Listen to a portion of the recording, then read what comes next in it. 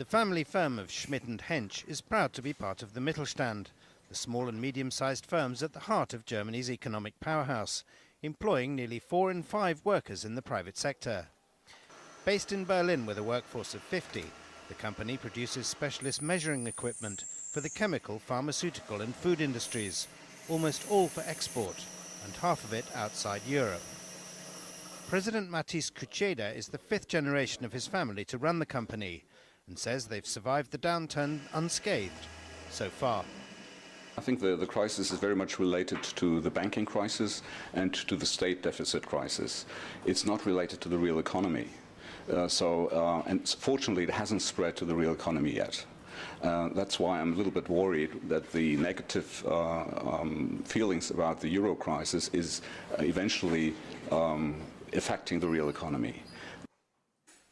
For this company, the strength of their emerging markets in Asia and Latin America is enough at the moment to offset the weakness in Europe.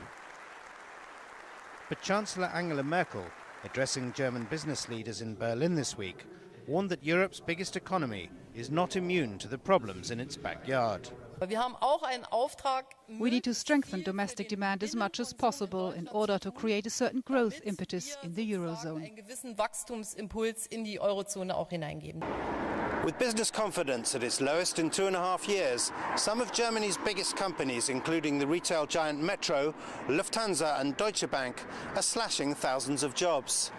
Others like Opel and ThyssenKrupp are returning to the short-time working introduced at the height of the financial squeeze in 2009. Economists say there may be worse to come, despite Germany's unemployment rate of 6.8% in September remaining far below the Eurozone average of 11.3%. Ferdinand Fichtner of the DIW Institute. The crisis in the euro area is increasingly affecting Germany, as we saw, for example, in the labor market report, where unemployment has increased again, as we have to say. We also see it in other indicators like industrial production, like orders coming from the crisis countries, that it is increasingly affecting the German economy, but we should be relatively safeguarded in the sense that the German position on global markets is still relatively good, and that should put us in the position to start growing again when emerging economies like China speed up a little bit. Despite the jobless total rising by another 9,000 in September, employers like Matthias Kucheda say it's difficult to recruit. We produce a high-tech product, so we need qualified and skilled people, electronic engineers, software engineers, and these are very hard to find. Sometimes we need to look for half a year and more in order to find the right people.